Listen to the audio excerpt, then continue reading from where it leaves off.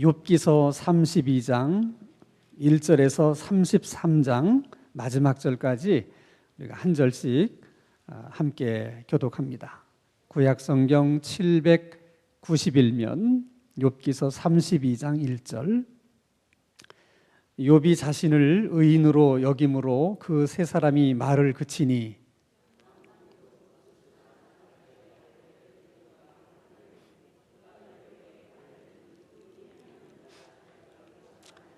또 세 친구에게 화를 내면 그들이 능히 대답하지 못하면서도 욥을 정죄함이라.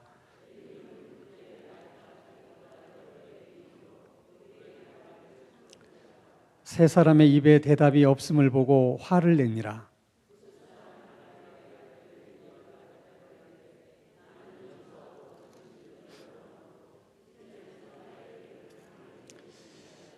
내가 말하기를 나이가 많은 자가 말할 것이요 연륜이 많은 자가 지혜를 가르칠 것이라 하였노라.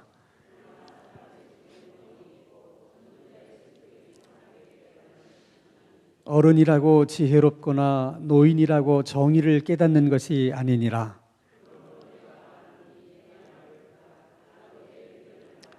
보라, 나는 당신들의 말을 기다렸노라. 당신들의 슬기와 당신들의 말에 귀 기울이고 있었노라.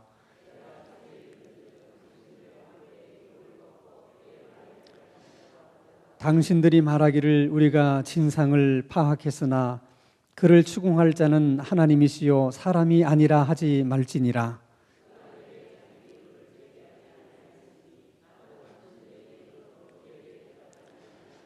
그들이 놀라서 다시 대답하지 못하니 할 말이 없음이었더라.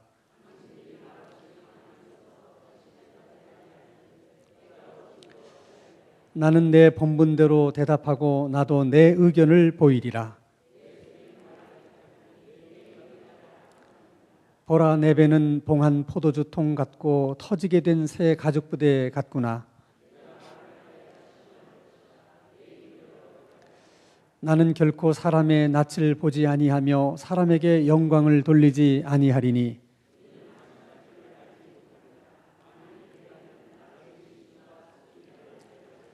그런즉 욥이여, 내 말을 들으며 내 모든 말에 귀를 기울이기를 원하노라. 내 마음의 정직함이 곧 내 말이며 내 입술이 아는 바가 진실을 말하느니라.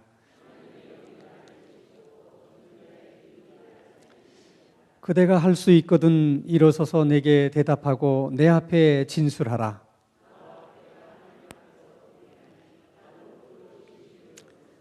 내 위엄으로는 그대를 두렵게 하지 못하고 내 손으로는 그대를 누르지 못하느니라.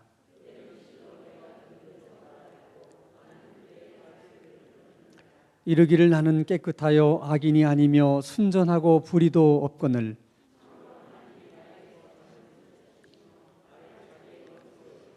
내 발을 착고에 채우시고 나의 모든 길을 감시하신다 하였느니라.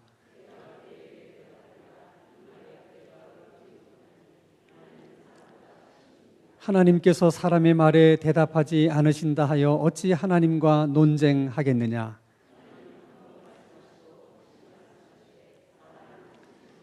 사람이 침상에서 졸며 깊이 잠들 때에나 꿈에나 밤에 환상을 볼 때에 이는 사람에게 그의 행실을 버리게 하려 하심이며 사람의 교만을 막으려 하심이라.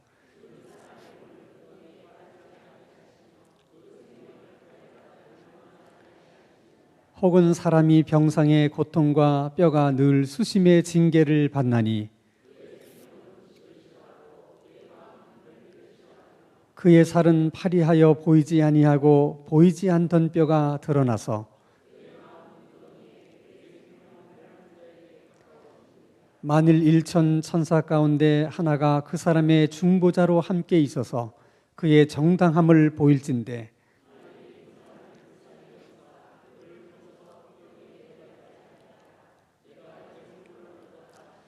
그런즉 그의 살이 청년보다 부드러워지며 젊음을 회복하리라.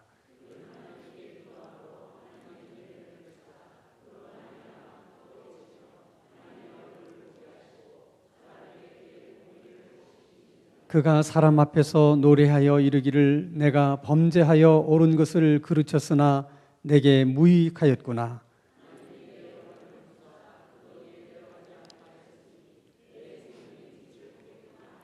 실로 하나님이 사람에게 이 모든 일을 제삼 행하심은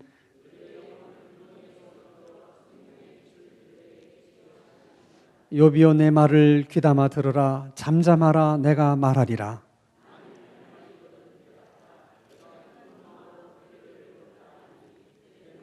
33절 다 함께. 만일 없으면 내 말을 들으라. 잠잠하라. 내가 지혜로 그대를 가르치리라. 아멘.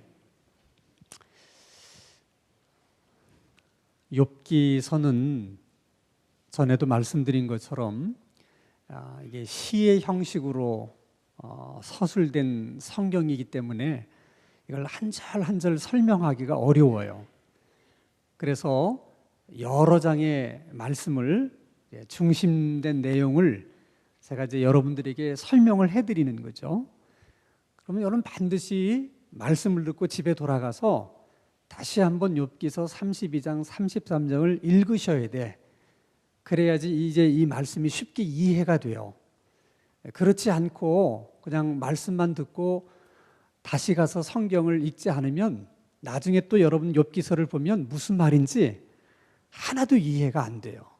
그러니까 꼭 수요일날 저녁에 와서 우리가 함께 읽은 말씀 그리고 목사님을 통해서 말씀을 다시 한번 들은 후에는 집에 가서 어떻게 하라고요?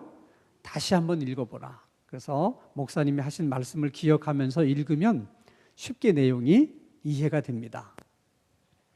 자, 그동안 몇 주간 욥기서 강해가 중단됐기 때문에 또 처음 오신 분이라 또 계속 수요일 저녁에 참석은 했지만 또 잊어버렸을 가능성이 많기 때문에 다시 한번 확인하고 우리가 오늘 말씀을 또 계속 하려고 합니다. 욥기서의 가장 큰 주제는 의인의 고난, 의로운 사람이 고난을 당할 수 있느냐 하는 문제에 대한 논쟁이에요. 욥의 친구들은 이렇게 생각했습니다. 인간이 당하는 고난은 그 사람이 잘못한 행위에 대한 열매고 결과로 나타나는 현상이기 때문에 의로운 자의 고난은 있을 수 있다 없다? 없다는 거예요. 고난은 악인이 받아야 될 심판이고 악인이 받아야 될 징벌이라는 거예요. 그러면 욥의 친구들은 무슨 근거로 그렇게 생각을 했느냐? 그것은 하나님은 심은 데서 거두게 하시는 하나님이시고 뿌린 대로 거두게 하시는 하나님이시다. 이런 인과응보적인 하나님이시다. 하나님은 그렇게 역사하신다 하는 것을 근거로 해서 그렇게 생각한 거예요. 근데 여러분, 욥의 친구들의 이런 생각이 구약 성경의 모든 유대인들의 생각이에요. 특별히 여러분들이 이제 구약 성경 모세 오경 그 율법서를 대표하는 것이 신명기의 말씀인데 그 신명기의 말씀을 읽으면 전부 다 인과응보적으로 하나님이 말씀을 하십니다. 저주를 받을 자와 하나님께 축복을 받을 자를 설명하는데 다 인과응보적으로 설명을 하세요. 그래서 모든 유대인들의 생각 속에 그들에게 있었던 그 신앙의 기조는 인과응보적인 거예요. 근데 그것이 유대인들만의 문제가 아니고 대부분 사람들의 생각 속에 그런 생각, 그런 사고, 그런 믿음이 있어요. 그래서 우리들도 예를 들어서 무슨 어려운 일을 당한다, 뭐 교통사고를 당했다. 그럴 때 제일 먼저 떠오르는 생각이 뭡니까? 내가 뭘 잘못했나? 내가 주일날 몇 번 빠졌더니 누가 그렇게 얘기한 것도 아닌데 우리는 자동적으로 그렇게 생각해요. 근데 그렇게 생각하는 근거가 뭐냐? 인과응보적인 신앙 때문에 그런 생각을 하는 거예요. 그렇기 때문에 우리가 나름대로 뭐 이렇게 수요일 저녁에도 안 빠지고 나오고, 또 주일 성수도 꼬박하고, 거기다 새벽 기도까지 안 빠지고 나오고, 기도도 열심히 하고, 내가 하나님 앞에서 정말 나름대로 바르게 산다고 생각하는 사람은 또 어떤 생각을 해요?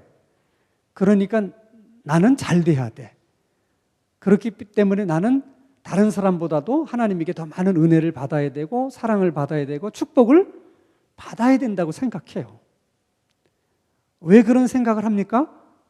그것이 인과응보적인 그런 신앙에 근거해서 그런 거예요. 그런데 자, 나는 저 사람보다 신앙의 열심도 있고, 저 사람보다 행동도 바르고, 모든 면에서 내가 잘하고 있는 것 같은데, 그런데 나보다 훨씬 못한 사람, 예배도 잘 참석도 안 하고, 신앙의 열심도 없고, 봉사할 땐 콧배기도 안 보이고, 다 그런데 그 사람 더 잘 돼. 자식들도 다 잘 돼. 그런데 나는 정말 하나님을 잘 믿어보려고 나름대로 열심을 내고 힘써서 이렇게 하는데, 우리 애들은 다 잘 안 돼. 집안도 잘 안 돼. 그러면 어떤 생각이 들어요? 하나님에 대해서 원망하는 마음이 생기거나, 아니면 나보다 못한 사람이 왜 저렇게 잘 되나 하는 것에 대해서 신앙적인 또 회의가 드는 거예요. 그러니까 여러분, 욥기서의 이 문제는 지금 그냥 단순한 문제가 아니고 보편적으로 오늘날 신앙생활하는 모든 사람들이 가지는 문제라는 거야. 자, 욥의 친구들은 그런 신앙 때문에 계속 그렇게 생각하고 욥에 대해서 그렇게 얘기하는데, 욥은 뭐라고 얘기하냐면 아니라는 거야. 나는 이런 고난을 당할 만큼 그런 죄를 진 적이 있다 없다? 없다는 거예요. 그것을 계속 친구들과 논쟁을 하면서 자기 변론을 합니다. 나는 이런 고난을 당할 만한 잘못을 범한 적이 없다. 그걸 전부 다 하나씩 증거를 대면서 얘기를 해요. 이렇게. 처음에는 욥의 친구들이 막 기세를 올리면서 다 네가 지은 죄가 있으니까 네가 그런 일을 당하는 거지, 무슨 소리 하는 거냐, 말도 안 되는 소리다 하다가 욥이 하나씩 욥의 친구들이 하는 일을 되받아서 일일이 얘기를 하니까 어느 순간에 욥의 친구들이 할 말을 잃었어. 왜냐하면 욥이 하는 말이 틀린 말이 없거든. 그래서 어느 순간에 가서는 욥의 친구들은 욥에 대해서 한마디도 하지 못하고 그냥 듣기만 하는 거야. 그러다 오늘 욥기 32장에 보면 엘리후라고 하는 사람이 갑자기 등장을 해요. 오늘 본문에. 자, 그 전까지는 욥의 친구가 세 사람이었는데 누구였습니까? 첫째는 엘리바스, 두 번째는 빌닷, 세 번째는 소발, 그리고 오늘은 누구라고요? 엘리후예요. 그럼 이 엘리후라는 사람은 도대체 어디다가 갑자기 나타난 것일까?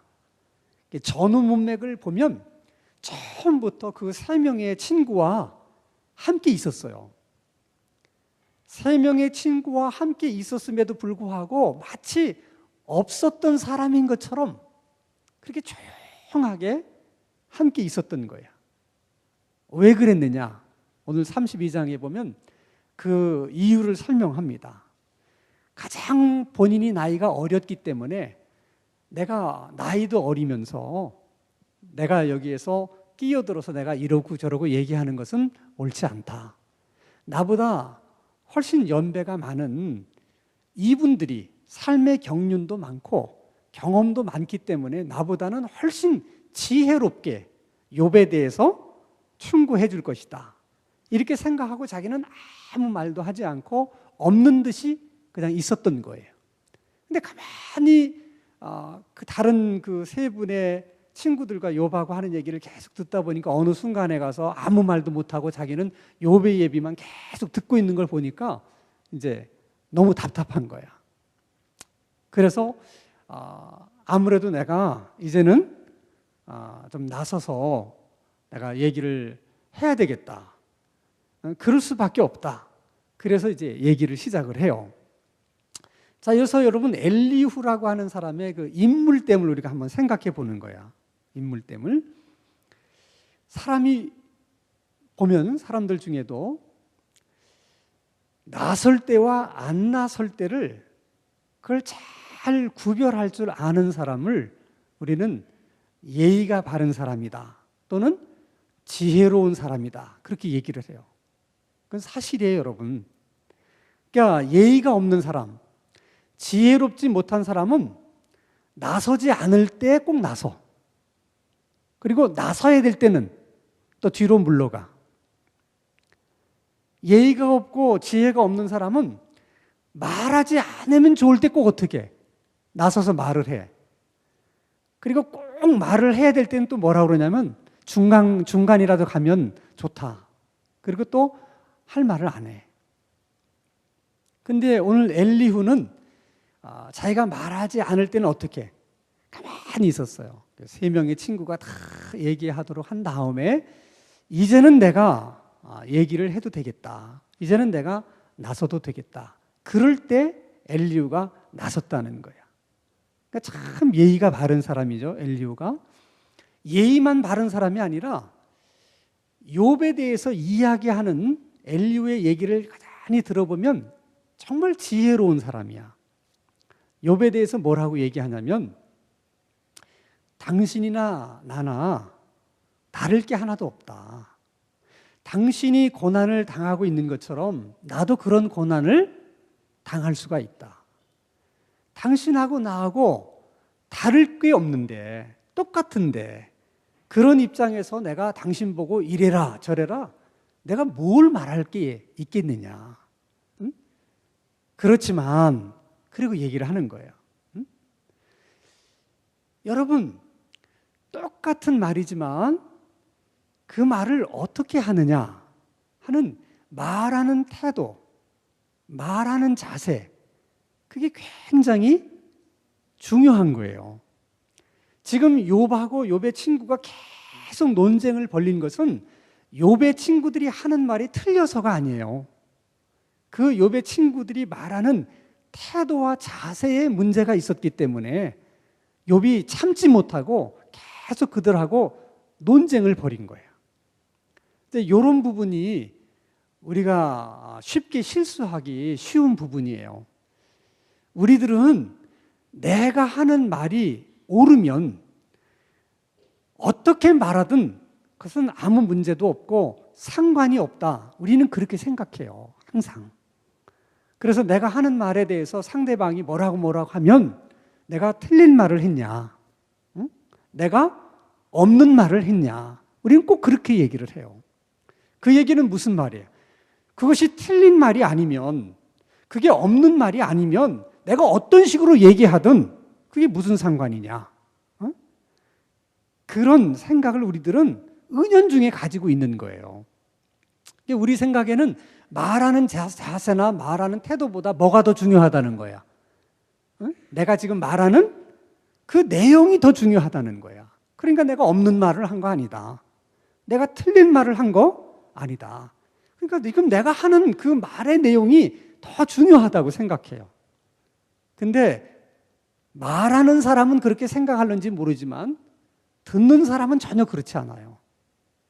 아무리 그가 하는 말이 옳은 말이고 또 없는 말이 아니고 있는 말이라 할지라도 그 자세가 말하는 태도가 마음에 안 들면 우리는 아무리 옳은 말이라도 마음 문을 딱 닫아버리고 그 말을 안 들으려고 한다는 거예요. 실험을 한번 해볼까요, 여러분? 내가 여러분 보고 여러분 일어나세요 이렇게 말하는 거하고 일어나 이렇게 말하는 거하고 다 알아들었어. 뭐 하라는 소리야? 일어나라는 소리야. 내용에 여러분 몰라서 문제가 되는 게 아니에요. 근데 후자의 얘기는 기분 나쁜 거야, 일단. 아니, 말을 못 알아들어서 기분 나빠요? 그게 아니라니까. 무슨 말인지 다 알아들었어요. 그런데도 기분 나쁜 이유는 그 말하는 사람의 태도, 자세가 마음에 안 드는 거야. 그렇기 때문에 여러분, 다른 사람에게 어떤 좋은 말을 해준다 할 때 중요한 거는 내가 그 사람에게 해주는 말보다는 그 말을 어떻게 하느냐 하는 그 자세와 태도가 중요하다는 거야. 그래서 엘리후는 욥에 대해서 그렇게 얘기를 하니까, 그런 예의 바른 태도로 욥에게 얘기를 하니까 욥이 엘리후하고는 논쟁을 하지 않습니다. 왜 논쟁을 하지 않습니까? 욥이 생각할 때 엘리후는 자기를 이해해 준다고 생각한 거예요. 이 사람은 내 입장을 이해를 해 주는구나. 그러니까 엘리후가 무슨 말을 해도 욥은 이것은 다 나를 위해서 하는 말일 거야. 그렇게 받아들이는 거죠. 그러니까 마음 문을 열고 엘리후가 하는 얘기를 다 듣는 거예요. 그게 지혜로운 충고야, 그게. 자, 여러분들이 여러분 자녀들에게 많은 얘기를 해주죠. 자녀들에게 충고를 많이 해요, 부모님들이. 부모님들이 자녀들에게 하는 말 가운데 틀린 말이 있어요, 없어요? 없어요. 누가 부모가 자식들에게 없는 말을 하거나 틀린 말을 하겠습니까? 구구절절이 다 무슨 말? 옳은 말이에요. 다 누구를 위한 말? 다 자식을 위한 말들이에요. 그런데 왜 자식들이 그런 엄마 아버지 말을 안 듣습니까? 말귀를 못 알아들어서? 아니에요. 그 말이 틀려서? 아니에요. 뭐 때문에? 말하는 엄마의 자세, 아버지의 태도, 그것 때문에 그러는 거예요.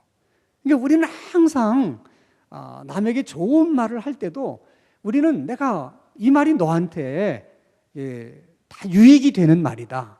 그럼 우리는 그 내용에만 관심이 있는 거예요. 태도에는 관심이 없고. 그러나 듣는 사람은 그렇지 않다는 거예요. 듣는 사람은 말하는 내용보다 말하는 사람의 말하는 태도와 자세가 더 중요하다. 그러니까 항상 그런 생각을 가지고 얘기를 해야 돼요. 말하는 것은 결국 듣는 사람을 위해서 하는 거잖아요. 안 들으면 말할 필요가 뭐가 있겠어요? 아무리 얘기를 많이 한들 무슨 소용이 있겠어요? 들어야지. 그러니까 항상 그런 자세로 얘기를 해야 된다는 거예요. 그리고서 엘리후가 그렇게 욥에게 접근한 후에 이제 욥이 마음 문을 열었기 때문에 충고를 해요. 충고를 합니다. 뭐라고 얘기하냐? 네가 다른 것은 몰라도 하나님 앞에 네가 의롭다고 자꾸 이렇게 주장하는 것은 잘못됐다는 거야. 응? 나는 네가 왜 그렇게 말하는지는 안다. 이해를 한다. 엘리후의 얘기입니다. 엘리후의. 너는 이런 고난을 받을 만한 잘못한 일이 없다. 분명하죠, 그게. 그래서 나는 결백하다. 그래서 너는 정말 아무 잘못이 없는데 내가 이런 고난을 당한다. 나는 결백하다. 그걸 너무나 주장하다 보니까 결국에는 그러면 하나님은 아무 잘못도 없는 너에게 그런 고난을 주신 안 좋은 하나님, 나쁜 하나님, 의롭지 못한 하나님, 그런 하나님이 되고 말았다는 거야. 네가 하나님을 그런 하나님으로 일부러 만들려고 해서 그렇게 한 것은 아니지만 네가 네 자신의 결백을 계속 주장하다 보니까 결과적으로 하나님이 의롭지 못한 하나님, 너보다 나쁜 하나님인 것처럼 그렇게 말하게 되었다는 거예요.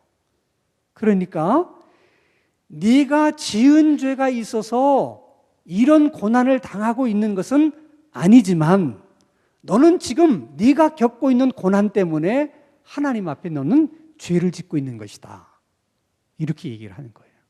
굉장한 통찰력이야.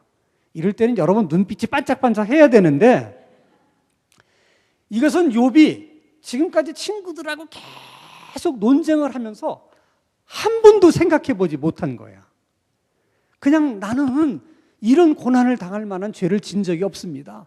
그것만 계속 강조하고 나는 결백하다고 그 얘기만 계속 얘기하다 보니까 하나님을 이상한 하나님으로 만들어 버린 거야, 본인이. 여러분, 그런 우를 우리도 범할 가능성이 많다는 거야.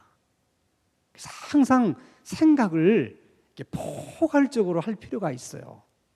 내가 이런 말을 하면 상대방은 어떻게 들을까? 내가 이런 말을 하면 하나님은 어떠실까?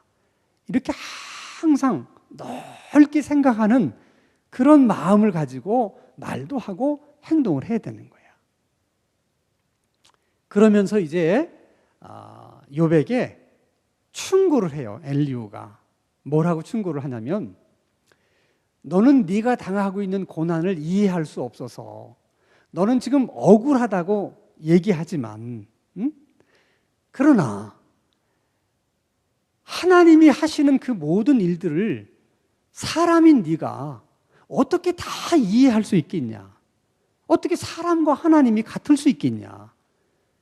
그러니까 하나님이 하시는 모든 일을 네가 다 이해할 수 있을 거라고 생각해서는 안 된다는 거야. 또 너는 왜 하나님이 나 아무 잘못도 없는데 왜 이런 고난을 당하는 겁니까? 하나님 말씀해 주세요. 근데 왜 하나님 침묵하고 계십니까? 그래서 너는 불평하고 그것 때문에 계속해서 하나님에 대해서 항변하는데, 하나님이 자신이 하는 모든 일을 사람에게 그리고 너에게 설명해 줄 의무가 있냐 없냐? 없다는 거야. 왜 하나님이 하시는 일을 사람에게나 욥 너에게 다 그걸 설명해 줘야 되냐? 하나님은 그런 의무가 없으시다는 거야. 그러니까 하나님이 설명해 주지 않는다고 해서 하나님은 잘못됐습니다, 그렇게 얘기할 수 있다 없다? 없다는 거야. 넌 그래서는 안 된다는 거야.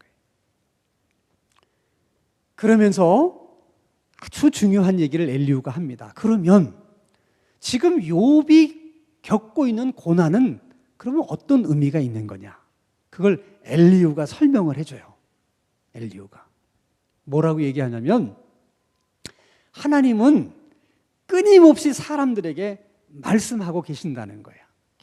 계속 말씀하신. 왜냐하면 그 하나님이 하시는 말씀을 듣고 하나님의 말씀을 따라 순종하면서 살아야 인간이 잘못되지 않고 바른 길을 걸어갈 수 있고 또 하나님 앞에 복받은 인생이 될 수 있기 때문에 끊임없이 하나님은 말씀하신다는 거야. 잘못된 길로 가면 그리로 가면 안 된다. 계속 말씀을 하신다는 거야. 근데 사람들은 하나님이 하시는 말씀에 관심이 없어서 하나님이 말씀하는 것을 어떤 때는 못 듣기도 하고 어떤 때는 안 듣기도 한다는 거야. 그래서 하나님이 하나님의 말씀을 안 듣고 살면 안 되니까, 그러면 잘못된 길로 가게 되고 결국 그렇게 되다 보면 멸망의 길을 가기 때문에 하나님이 그냥 말하는 소리를 안 듣게 되면, 그리고 못 듣게 되면 하나님은 때로는 꿈으로도 말씀을 하시고 또 환상으로도 말씀하신다는 거야.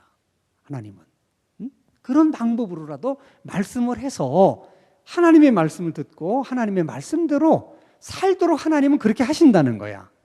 근데 그렇게 해서도 못 알아들으면 그때는 욥이 지금 겪고 있는 그 고난 같은 그런 고난을 하나님이 주신다는 거야.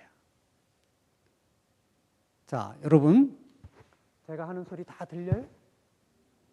여기 뒤에 들립니까? 안 들리잖아. 하나님이 이렇게 얘기할 때는 안 들리잖아. 들립니까? 다 들려. 그러니까 하나님이 우리에게 고난을 주시는 것은 이렇게 마이크다 대고 말씀하시는 것과 마찬가지라는 거야.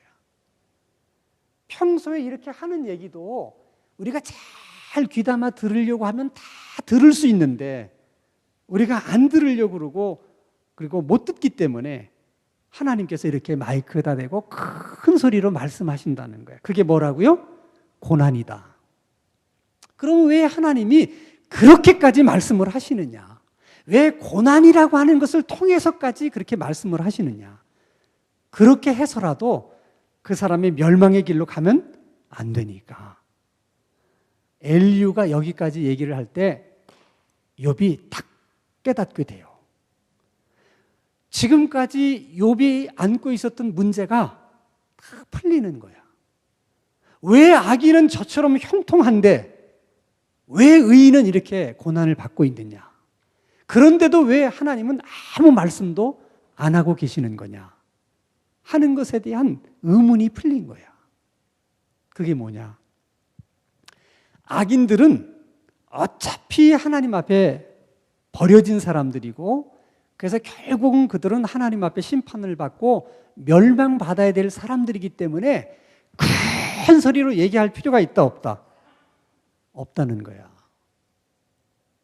그러나 물론 그 악인들이 형통할 때 하나님 그냥 내버려 두시면 악인들이 기고만장해가지고 자기들이 마치 잘못하지 않고 자기들이 잘했기 때문에 이렇게 자기들이 형통하다, 이렇게 오해를 할 여지가 있기 때문에 하나님께서 가끔씩은 손본다는 거야.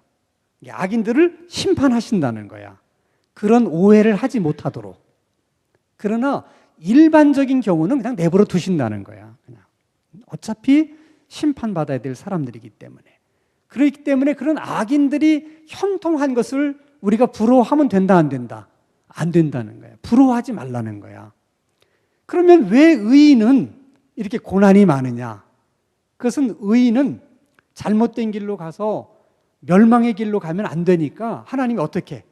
그때그때마다 말씀을 하신다는 거야. 의인에게는 그때그때마다 말씀하신다는 거야. 근데 그때그때 하시는 말씀을 못 알아들으면 꿈으로도 말씀하시고 환상으로도 말씀하시고, 그래도 못 알아들으면 어떻게? 고난으로 말씀하신다는 거예요. 그러니까 욥을 보고 하는 얘기야. 네가 이해할 수 없는 고난을 지금 겪는다고 해서 그것 때문에 마음 상해하고 그것 때문에 불평하고 원망하지 말고 그것을 좀 다른 시각, 다른 관점에서 한번 보라는 거야. 그거를 그러면서 또 이렇게 얘기를 해요. 만약에 욥의 천사가 있어서 그 천사가 하나님 앞에서 너를 중보하면, 네가 만약 결백하다면 그 결백한 것을 다 드러나게 할 거라는 거야, 결국에는. 그러면 그 결백이 드러나는 날 하나님이 너의 모든 것을 회복시켜 주실 것이다. 그렇기 때문에 내가 이렇게 결백한데 이 결백한 것을 입증도 하지 못한 채 내 인생이 이대로 끝나면 어떡하나? 이 결백이 밝혀지기도 전에 내가 그냥 죽어버리면 어떡하나? 그런 걱정을 할 필요가 없다는 거야. 조금 더 그런 걱정을 하지 말아라. 오히려 네가 당하고 있는 그 고난 때문에 너는 기도하게 될 것이고, 그 기도로 인해서 너는 더 큰 기쁨을 얻게 될 것이며, 그 기도를 통해서 평소에 만날 수 없는 하나님을 네가 만나게 될 것이다. 그러면 너는 그 기쁨 때문에 결국 많은 사람들 앞에서 그런 하나님을, 네가 경험한 그 사건을 다른 사람에게 간증하게 될 것이다 하는 것이 엘리후의 이야기야. 우리가 지난 시간까지 쭉 생각해 봤던 세 명의 친구와는 너무 다르잖아. 근데 욥이 그 엘리후의 얘기를 다 듣는 거야. 그래서 우리가 엘리후가 욥에 대해서 이야기한 이 얘기를 통해서 우리가 많은 것을 생각하게 되는데, 그 중에 하나는 하나님이 고난으로 우리에게 말씀할 때까지 기다리지 말고, 그러니까 평소에 어떻게 하나님의 말씀을 잘 알아들어야 된다는 거야. 그때그때 귀담아 들으라는 거야. 그러면 우리가 겪지 않아야 될 고난을 후퇴어 겪으면서 그렇게 고난의 삶을 살아갈 필요가 없다는 거예요. 둘째는, 혹시 내가 계속 하나님이 여러 번 나에게 말씀하셨는데 내가 그것을 안 듣고 또 뭐 못 듣고 해서 결국은 하나님이 고난으로 나에게 말씀을 하셨어. 응? 욥처럼. 그러면 그 고난을 통해서 오히려 내가 기도할 수 있는 기회로 삼고, 그 고난을 통해서 오히려 만날 수 없었던 그 하나님을 새롭게 만날 수 있는 기회로 삼고, 그렇게 고난을 선용해야지 지금 겪고 있는 그 고난이 힘들고 어렵다고 해서 그래서 그 고난 때문에 또 다른 죄를 지어서는 안 된다는 거예요. 그러니까 여러분, 잘 되는 사람은 이렇게 고난이 와도 그 고난을 선순환 구조로 돌려서 결국은 그 고난이 다 자기에게 유익이 되게 해. 그래서 오히려 그 고난이 없었을 때보다 영적으로도 더 성숙해지고 또 인격적으로도 더 이렇게 성숙해지고 모든 면에서 자기에게 더 큰 유익이 되는 거예요. 근데 이걸 악순환으로 돌리는 사람은 하나님의 말씀을 안 들어서 고난을 겪게 됐는데 그놈의 고난 때문에 또 다른 하나님의 죄를 짓게 돼. 그러면 하나님은 어떻게 해야 돼? 이번에는 더 큰 소리로 그러면 안 된다 그러면서 또 말씀을 하셔야 되잖아. 그러니까 이게 또 계속해서 악순환의 구조로 도는 거지.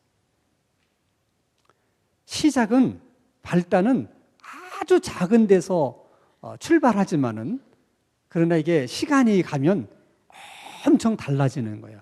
이렇게 도는 사람도 있고 이렇게 도는 사람도 있어. 그러니까 오늘 밤 우리가 이제 기도할 때 좀 그런 부분을 우리가 좀 집중적으로 기도하고, 항상 기도할 때는 우리만 그렇게 기도하지 말고 우리 자녀들도 그런 사람이 되기를 바라는 그런 마음으로 자녀들을 위해서도 그렇게 기도할 수 있기를 바랍니다. 자, 우리가 오늘도 기도 구호 제창한 후에 주신 말씀을 가지고 기도하겠습니다.